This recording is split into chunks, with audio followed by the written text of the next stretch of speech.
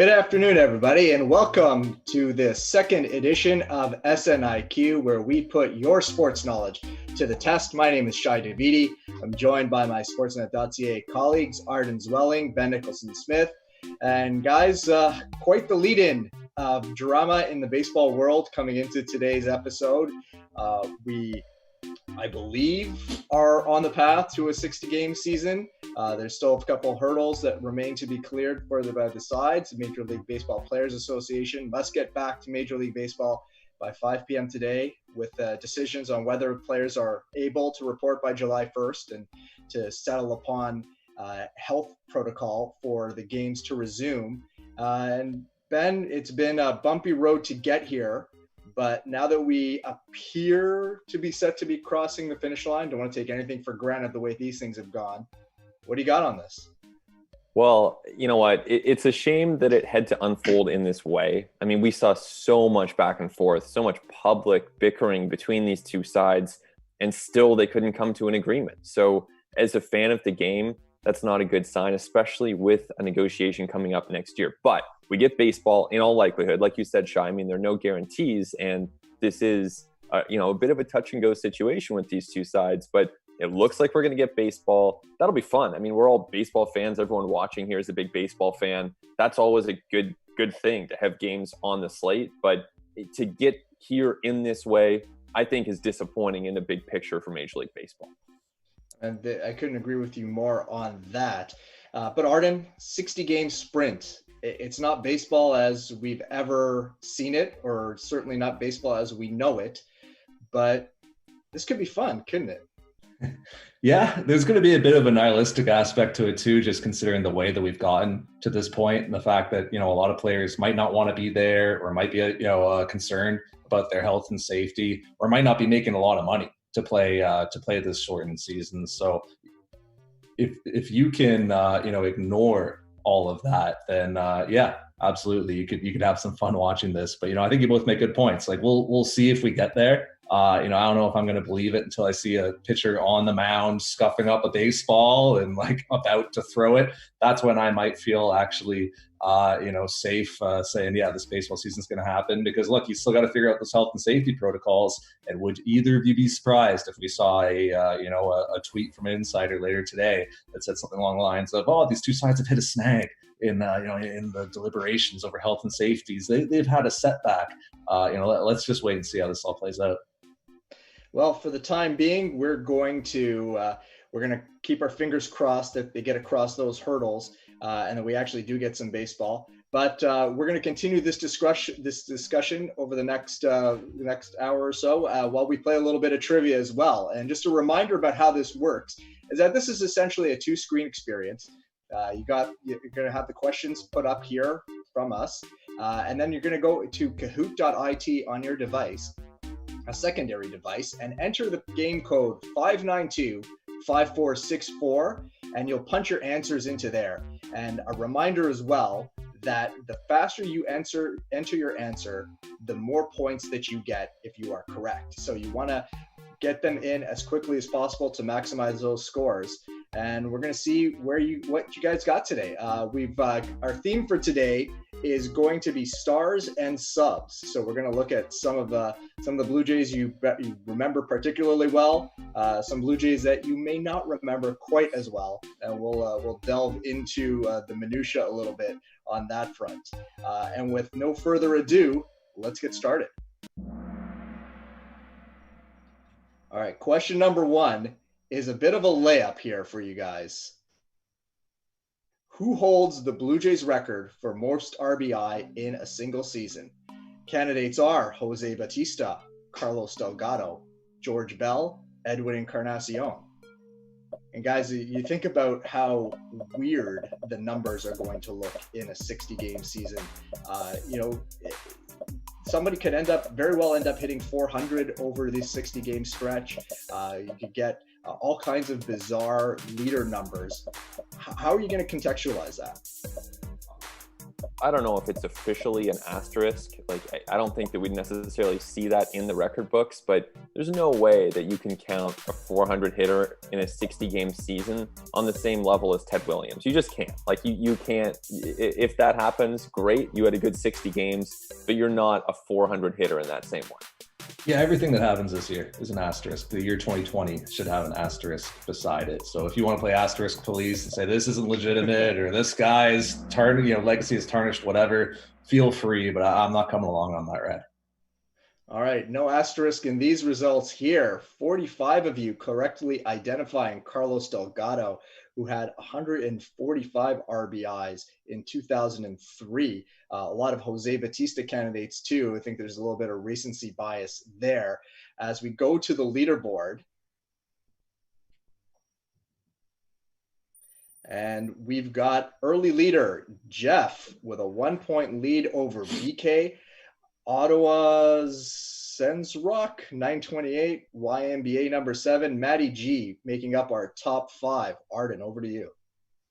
All right, question number 2. What were the terms of the free agent contract Roger Clemens signed with the Blue Jays in December 1996? Was it 2 years, $20 million, 3 years, $30 million, 4 years, $40 million, or 5 years, $50 million? Speaking of free agency, fellas, I think that this next round of free agency is going to be an absolute disaster for players. You look at teams that haven't been pulling in revenues all season, and you look at how hard they fought not to play any more than 60 games. They didn't have to pay players any more than they already are. I can't imagine we're going to see a big round of spending this winter.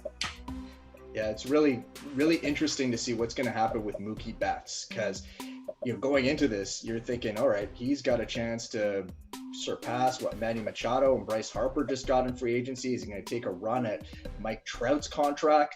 The finances in the industry are decimated right now. And, one school of thought is that the owners are going to take out some of their frustrations over negotiations on players in free agency. The correct answer was 4 years, $40 million. What a bargain, considering the Blue Jays got a couple Cy Young awards out of Roger Clemens and then flipped him for futures when he wanted out of town after 2 years. It's kind of funny to see that that's what, one of the best pitchers in baseball went for at that time, although he was coming off of a down year, and a lot of people kind of wondered what his future would hold and how he would hold up going into his mid to late 30s. And obviously, Roger Clemens showed he had a lot left in the tank. Let's look at the leaderboard.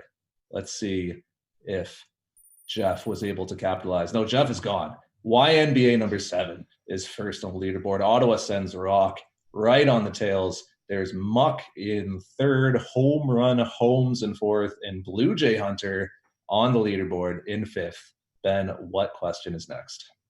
Alrighty, this one takes us back a few years to a year when pitchers were hitting. It doesn't look like we'll see that here in 2020, but Marcus Stroman took an Atlanta Braves pitcher deep in 2017.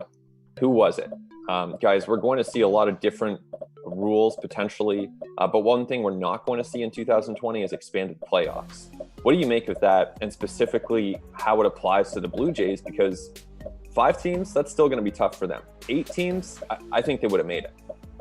I'd like to see playoffs expanded at some point in baseball. I think, right now the players want to hold on to that bargaining chip for future negotiations, because they are giving up a lot there, and owners reap quite a bit of revenue with another round of playoffs or however many more teams are going to get in there. I mean, there's a lot of money to be made there. So I understand why the players want to hold on to it.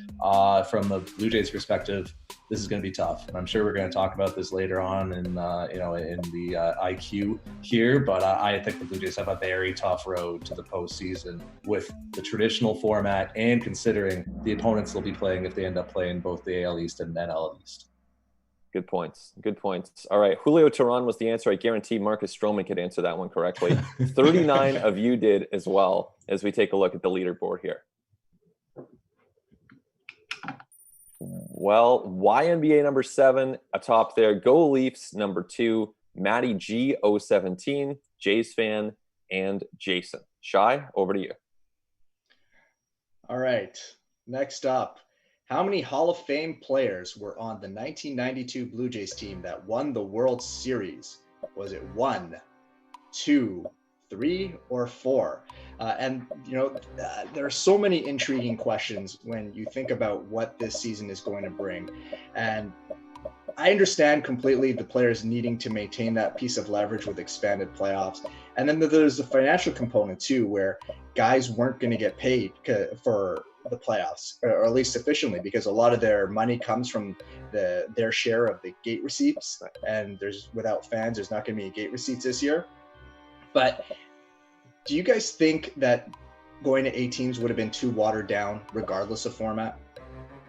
I think in this year where it's going to be such a weird year anyway, yes, it would have been watered down. You would have seen sub 500 teams get in. I mean, by definition, 16 teams get in. You're picking into the bottom half of teams. So we would have likely seen some, mediocre at best clubs in there. But I think as long as you're talking a 1 or 2 game playoff, that can work, especially in such a unique season. Well, it can also work having 3 Hall of Famers on your team, future Hall of Famers on your team, 34 of you identifying them correctly. And what a remarkable run and a period for the Blue Jays that was. Let's check the leaderboard right now. YNBA number 7, holding strong, go Leafs, hot on his tail, Blue Jays fan, Jason, Matty G, rounding out our top 5. Arden? All right, here's another one that I think should be pretty easy for people. Who was the first Blue Jays player to win the American League home run title? Was it George Bell, Fred McGriff, Jesse Barfield, or Carlos Delgado? So fellas, let me expand on what I was talking about before with the Blue Jays strength of schedule here, heading through 60 games if we get it. You're playing the AL East with the Yankees and Rays, who are both monsters. The Red Sox lost Mookie, but that's still a very good team with good pitching and good hitting. And then if the Blue Jays end up playing the NL East, you got the Nationals, Braves, Mets, and Phillies, who are all above 500 teams last season and are all projected to be above 500 this year. This is not an easy road for the Blue Jays.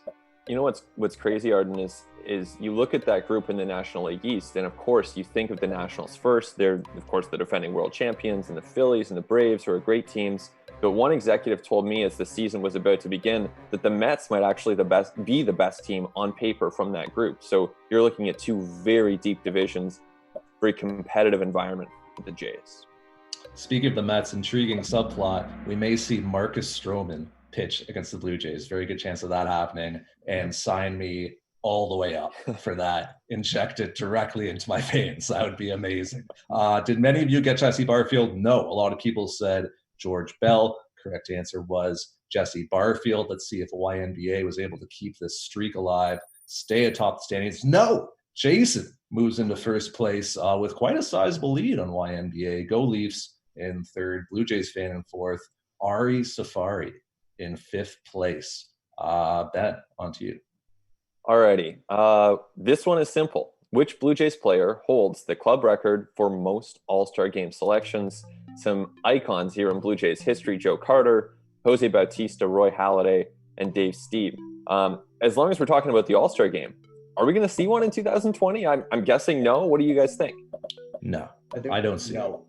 Without a negotiated agreement, I don't think you can. Like, our players are already having the season imposed on them. This was a give that they had offered to owners, and when they couldn't reach an agreement, that's off the table. And wow, I can understand why players would be against it at this point.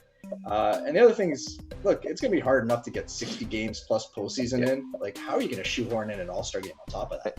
And that's a fair point, but man, I think of the All-Star Game as being such a cool event, unique among all sports. It's probably the one where you can actually have a pretty good game, and it's been part of baseball history for a long time. So it's one of the many things we'll miss here in 2020. So Ben, during a pandemic, you want to fly in 60 different players from different regions? Like, this is your idea here? It's never. Hey man, there's a long list of problems they're going to have to figure out here. That would just be one more on the list. And as you can see here, Dave Stieb was the correct answer. Many of you thought it was Roy Halladay. A very fair guess, given that Halladay himself was many-time All-Star here in Toronto. And we'll take a look at the leaderboard and see how things stack up. Jason still in top spot. Ari Safari on the rise. The Ob in third place, followed by Wheels and Chris as we hand it over to Shi. All right, guys. Next up, which longtime slugger is the Blue Jays' career leader in offensive WAR, slugging percentage, OPS, and total bases? You think about All-Star Game, that's certainly one thing that this season will lose. But if you're thinking about sort of longer term for the game, is there some good to be had from just this sprint kind of season? Obviously it's been ugly getting to this point. A lot of fans have been turned off, understandably, but just the potential of what this could be. Do you think that this is the potential to attract more new fans? Well, I think by making it interesting right out of the gate, it's going to help baseball, because you're likely going to be going up against the NBA and the NHL and whatever else might be going on at that time. So I think that just by having every game mean something right from the start, that has to help. Yeah, I mean, you think about a football season, right? And why is it so compelling? Why do people carve out time on their Sundays to watch football? It's because you can't see it any other day. I mean, I guess now you have Thursday night football and Monday night, but really it's concentrated on Sundays. That's when you have to see it. And I think baseball will veer more toward that destination viewing where people do not want to miss a single game. Man, I'd hope so. But you also think that in a regular season, teams can survive slow starts. Teams can survive a bad month. I mean, if you have a bad opening in a 60-game season, you could be dead on arrival a lot faster than normal. I think that's going to be a challenge in some ways too.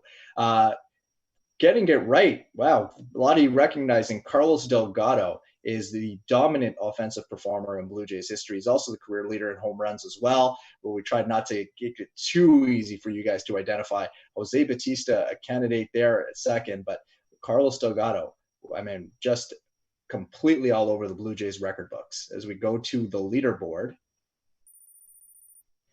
and Jason maintaining that big lead over Ari Safari, the Ob, Wheels, and Chris rounding out our top 5. Arden.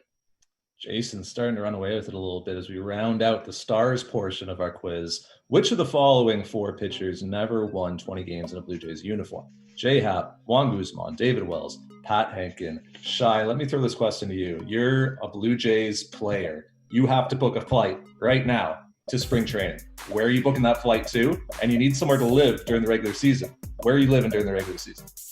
You are making no reservations as of yet. And I spoke with a few people last night, and they were like, I don't know where we're going. There is a scenario right now that's in discussion that they would potentially do some training camp with the Rays at Tropicana Field. This had been discussed as a potential alternative venue for home games this season for the Blue Jays too. Ultimately, they locked in on having those games or at Dunedin if they can't play north of the border. Toronto is still their priority at this point. There's some hurdles that they have to clear with the government. There's some hope that because there was an exception made for the NHL that the Blue Jays could get a similar exception, but they're not across the finish line there yet. So uncertainty. Yeah, I'll say Juan Guzman. Most of you getting that one right. Good on everybody for remembering that J Happ won 20 games in a Blue Jays uniform. Let's see how that has affected the standings here. Jason continuing to have a commanding lead over Ari Safari, the Ob, Wheels, and Chris bringing up the rear onto Ben. All right, so now we are going to look at some positional leaderboards here in Blue Jays history. Aaron Hill, the only second baseman to hit more than 20 home runs in a season. Who are the only catchers to hit more than 20 in a season? So we got some names from the past here: JP Arancibia, John Buck, Darren Fletcher, Rod Barajas. A lot of interesting names there. But as we discuss the return of baseball here in 2020, there are just so many logistical things, and of course that report date is one of them. But you have to imagine that as teams try to sanitize the Dunedin facilities, as they try to prepare for, in the Blue Jays case, can they return to Toronto? It's got to be, like, behind the scenes, there's got to be just a flurry of activity now trying to figure out all of these logistics. Well, what it comes down to is how much risk is MLB and its players willing to accept? How many positive tests will they accept before, spring training has to be postponed or games have to be postponed? Like, we don't have direct answers to those things, Shaq. Yeah, and the whole thing is that you're going to have to live with it to some degree. To think that you're going to eliminate any and all risk is impossible. But one of the things that are damaging parts of procrastinating this long on the economic portion has been that you have to really scramble right now to get everything else in place, which is obviously detrimental. That's right. A couple of recent catchers here with 23 apiece, JP Arancibia and Russell Martin. Let's see if Jason has held on to top spot on that leaderboard. And indeed he has, followed by Wheels, Ari Safari, the Ob, and Muck now on that top 5. Shi? All right. Which of the following players never represented the Blue Jays at the All-Star game? Candidates are Steve Delabar, Shea Hillenbrand, Justin Spire, Ted Lilly. So we were just talking about the logistical issues and how they're going to have to shoehorn all that into play. I'm wondering too, how many players are just going to say, you know what, I'm out on this season.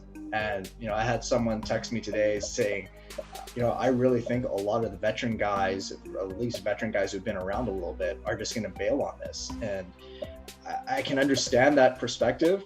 And, I'm curious to see how many players actually end up following through and saying, you know what, I'm just going to circle back and wait until 2021. I'm very curious to know that answer. I mean, I could imagine that some players might take that approach. At the same time, man, there's a lot of incentives in place here, social incentives, economic incentives. And, if they can do it safely and the players are going to at least make that attempt in coordination with the league, then this is their profession. They only get so many years to do it. I think for those who can do it safely and don't have underlying health concerns, I expect that they're going to make every effort to go out there and play. And Justin Spire is the correct answer here. Steve Delavar, winner of the fan vote in 2013 to go to the All-Star game. Shea Hillenbrand, Ted Lilly, also taking their turns representing the Blue Jays in the Midsummer Classic. Justin Spire, of course, a reliever who had some very good seasons for the Blue Jays, did not get the call. Let's go to our leaderboard. Jason maintaining that big lead, wheels into second now. Muck, Ari Safari, the Ob, rounding out a top five. A lot of consistency in this top five so far, but we're heading now into the subs portion of the questions. Things are going to get a little bit tougher. We'll see if that shakes up the leaderboard. Arden? Yeah, enough of these stars. The subs. This is something I can relate to. Subs. In the 2010 draft, the Jays selected Deck McGuire with the number 11 overall pick. Which future all-star pitcher went at number 13? And guys, talking about players possibly sitting out this season, I think the players will, for sure. There will be certain guys who can. If you think about more than half the league in their 0 to 3 range, nearly half the league making the major league minimum, there might be a lot of players who simply don't have that choice. Like, you have to be in a pretty privileged position to be able to say, yeah, no, I'm going to sit out and I'm not going to take this paycheck. Definitely. And one thing that we were kicking around before is, with the players being paid significant salary advances, if you're in that 0 to 3 category, you're not playing for a whole lot of money over the rest of the season because you've already gotten a good chunk of your prorated salary. Certainly that's not an ideal scenario, but I think there's a bigger picture that, the players union had to look at in rejecting the offer from ownership in terms of maintaining leverage and not giving away too much for suboptimal value in return. But for players too, you're going to have to take some risks this year to try and ensure your career over the longer term. Yeah, and for players, that incentive would be the service time. It would be, just another year towards, free agency, and what you hope is a payday in the future. But as we've been discussing, free agency might not be so rewarding to players this offseason or in the coming ones. Chris Sale was that number 13 overall pick. The Blue Jays missed out on. Most of you got that. Drew Pomeranz actually went ahead of McGuire and Sale in that draft, and is somebody who did well in free agency last season. Let's see what effect this has had on the leaderboards. Jason staying strong up top. Bert has forced his way into the top five. We got Wheels in second. Ari Safari hanging around, but in danger of dropping out of the top five here. Ben, what do we have next? All right, as we stick with the subs theme, let's go to a real sub here. Darren Mastroianni hit one of his 4 career home runs during a brief stretch with the Blue Jays. Which all-star gave it up? Chris Sale, Justin Verlander, Felix Hernandez, Yu Darvish. So it's a little blast from the past.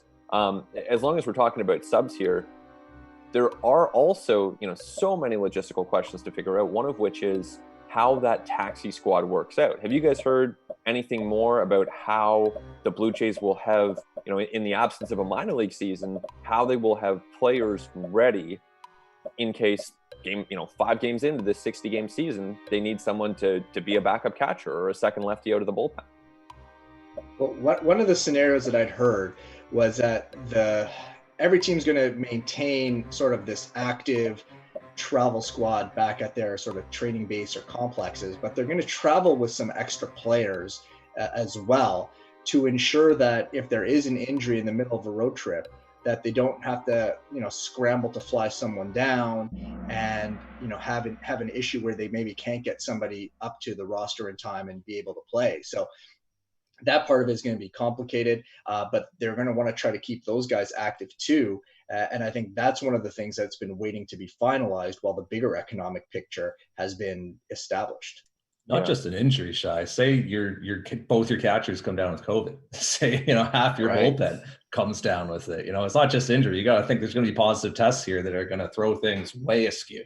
Look at the Phillies camp, look at the symptoms in Jays camp, and that's just what we know of. You hear rumblings and speculation that, the cases we've heard of might not be the only ones. But with that said, Chris Sale, of course, gave up that home run to Darren Mastroianni. Let's see how that impacted the leaderboard here. A lot of correct answers from the likes of Jason, who's still up there. But we have a newcomer, RB85S.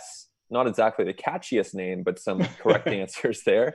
That's good to see. Shai, over to you for the next question. All right, guys, we go a little bit simpler with this one. Who led the Blue Jays with 208 and 2/3 innings pitched during the 2005 season?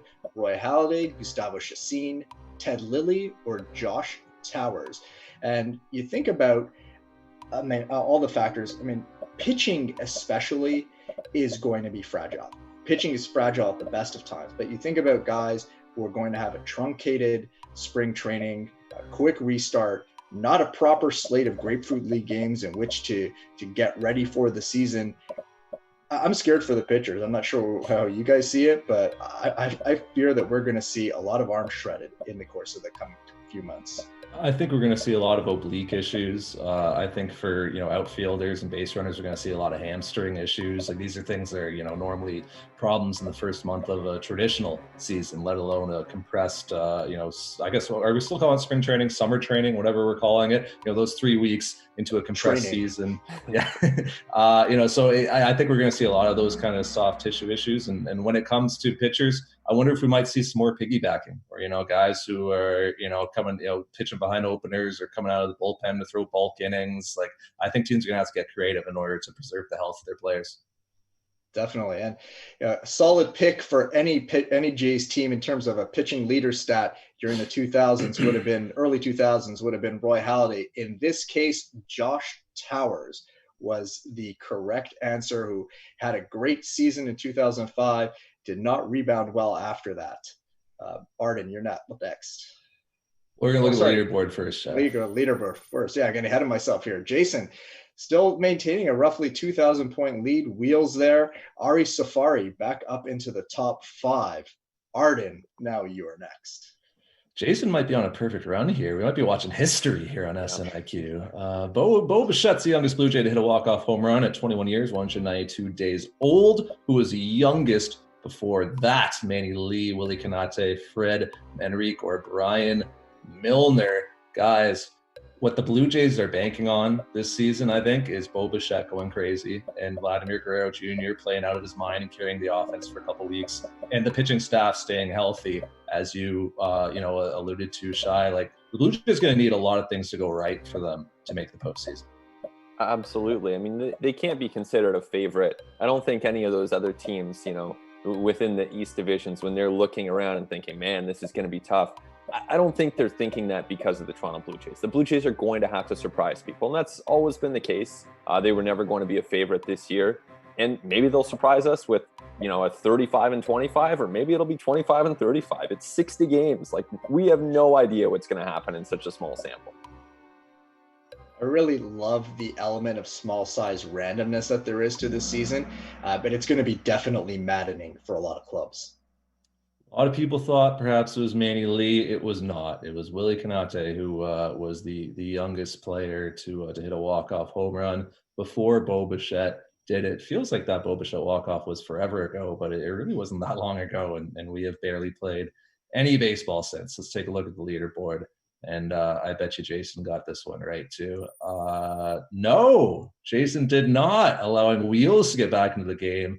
The Ari Safari and Raging Bull to move up leaderboards. Perhaps a little bit of intrigue as we wind down the subs here, Ben.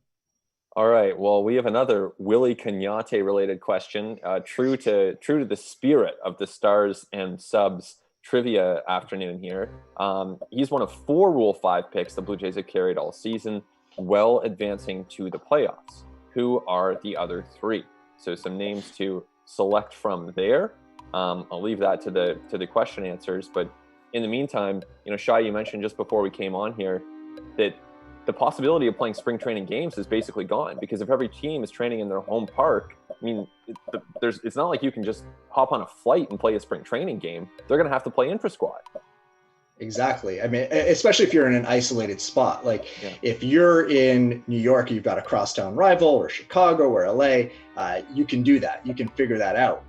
And so I think for the Blue Jays, if they're up here in Toronto, and that's where they end up training, which is not a likely scenario, but a possibility, they're going to be completely isolated. Whereas, if they end up training at the Trop or somewhere in Florida, well, they'll have at least the Rays nearby. So that is certainly something for them to consider, and sort of for teams to figure out right now, what is the best I can do to get my players ready in a way that's going to be as healthy and safe as possible.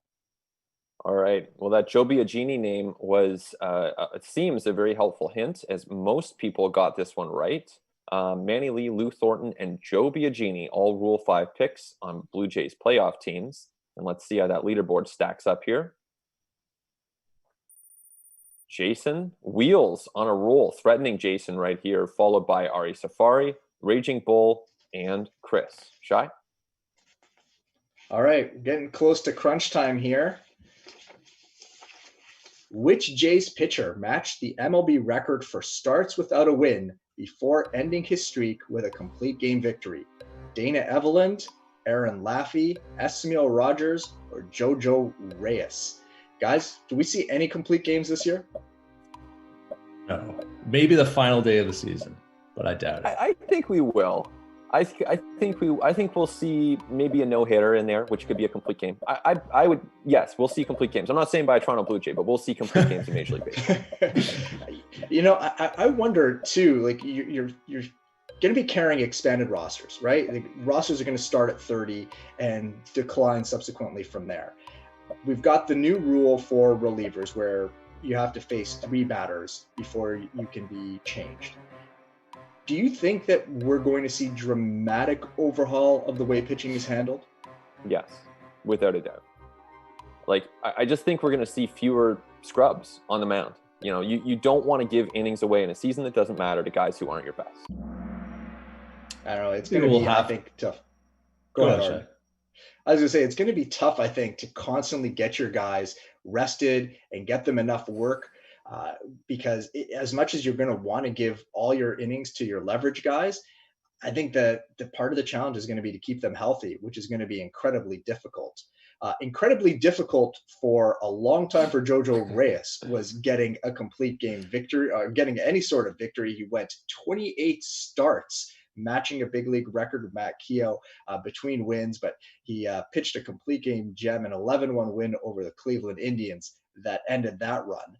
And let's see if Jason is maintaining his run atop the leaderboard.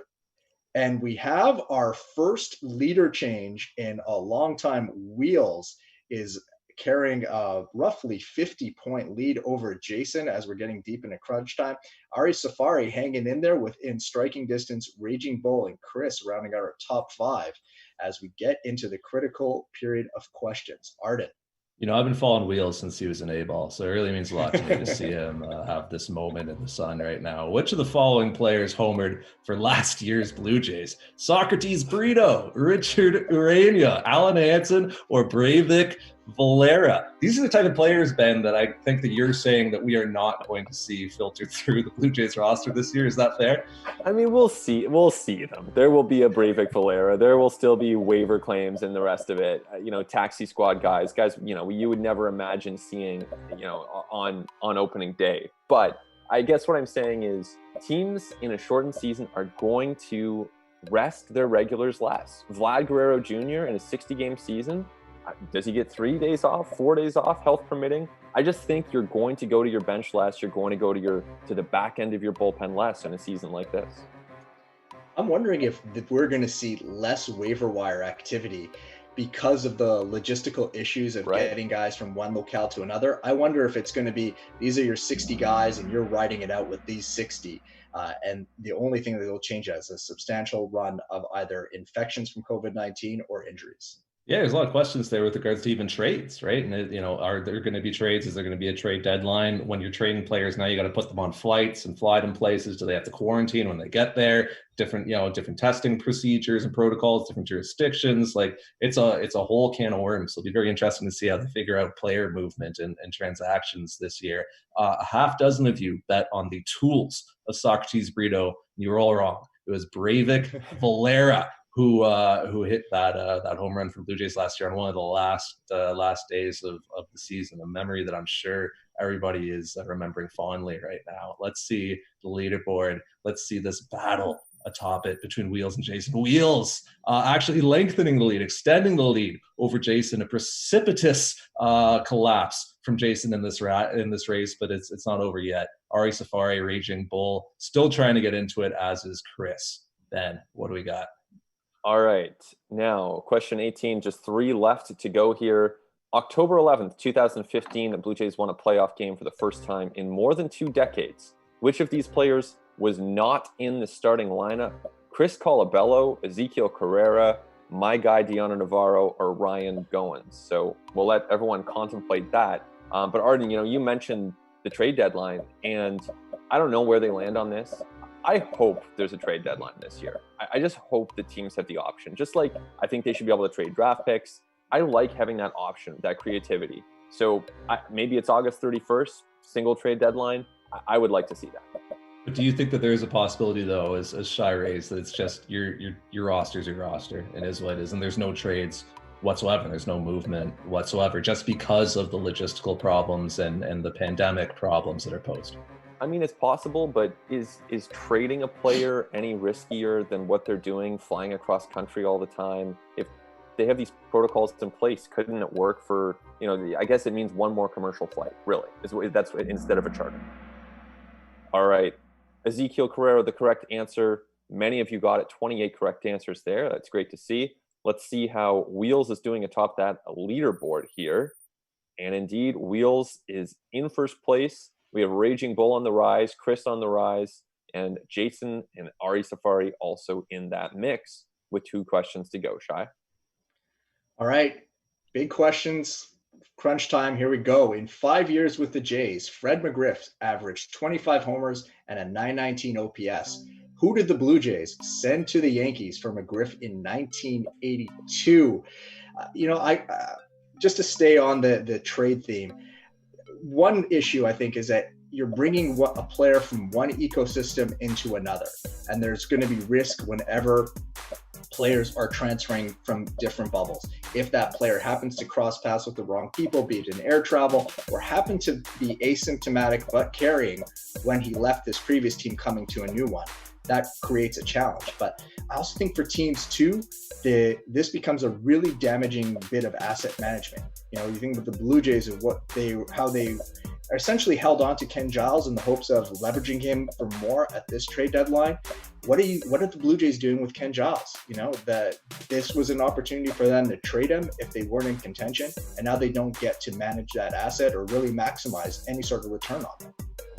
My one point of contention there would be, I don't know the Blue Jays held on to Ken Giles as much as the New York Yankees nixed a Ken Giles trade about 14 seconds to the deadline last year. So Ken Giles is very nearly not a Blue Jay right now. Very close to that happening. And this one, very close to not happening. A lot of wrong answers on this one. Tom Dodd, Dale Murray is the correct answer. 17 of you get it. We're really sending you deep into obscurity here in this front. And let's see the implications, if any, on the leaderboard. Wheels and Jason. Wheels expanding his lead on Jason with 1 question to go. Raging Bull holding on to third. We got a good race for the final 2 spots on the leaderboard. Ari Safari and Chris hanging on to there. What's going to happen with 1 question to go? Can Wheels maintain this comeback? Arden. Hey, Wheels and Jason, you better get an answer in quick here, and it better be the right one. Which Jays infielder once hit .282 with a .379 OBP and more walks than strikeouts on his way to a 5.5 win season? Homer Bush, Kelly Johnson, Marco Scudero, Aledmus Diaz. And since this is our final question, let me just bring everybody down a little bit here and just say, as much as chaos and luck and randomness could play into this season, we're going to look at the Toronto Blue Jays. you're still relying on a young, unproven offense to show up, like hit the ground running and play out of its mind for a very short sprint. You're relying on a pitching staff with a lot of pitchers who have dealt with injury histories, staying healthy throughout a short season in which they'll be physically challenged in ways they have not been before. You are relying on winning a lot of one-run games with a bullpen. There's a huge question mark. When I look at all those factors, like, I am not betting on the Blue Jays making the postseason, even in a 60-game spread. Yeah, I agree. I will say, Ben, sorry to cut you off. I will say it's going to be super interesting to see Hyun-Jin Ryu and Nate Pearson in that rotation going every 5 days. And I think that could be a bit of a game changer. Without a doubt, it'll be fun, but it'll be a sprint. It's nothing like we've ever seen. Okay, the time is now. Marco Scutaro was the correct answer. Most of you got it. And here is the big reveal of whether Wheels or Jason finished atop the leaderboard. We had quite a Masters Sunday going here. Congratulations to Raging Bull, who got the bronze medal. Jason is in second, and it can only be Wheels atop the leaderboard with 19 out of 20 correct. Like, that is actually legit impressive. That's a lot of really correct answers. Shi did not see that coming with the Stars and Subs edition. It was kind of funny. Last week, I think our leaderboard was 15, 16, and 17 out of 20 in terms of answers correct. And we thought, oh, maybe we made this too easy. And I thought we went deep into the minutia, deep into obscurity and in Blue Jays history with some of the subs questions today. And we did not do, maybe we didn't do a good enough job on that. So Congratulations to Wheels and Jason. Nice bit of trivia answering there, guys. What do you think? Are we going harder next week? I guess we have to. Like, I thought, the Fred McGriff trade return, I thought was a pretty deep cut. But I guess it was nothing for these Blue Jays winners. And thanks to everyone for joining. I mean, it's pretty impressive. Yeah, I mean, two Willie Cagnati questions, and we still get these kind of results. So, Blue Jays fans once again showing us that they know their stuff.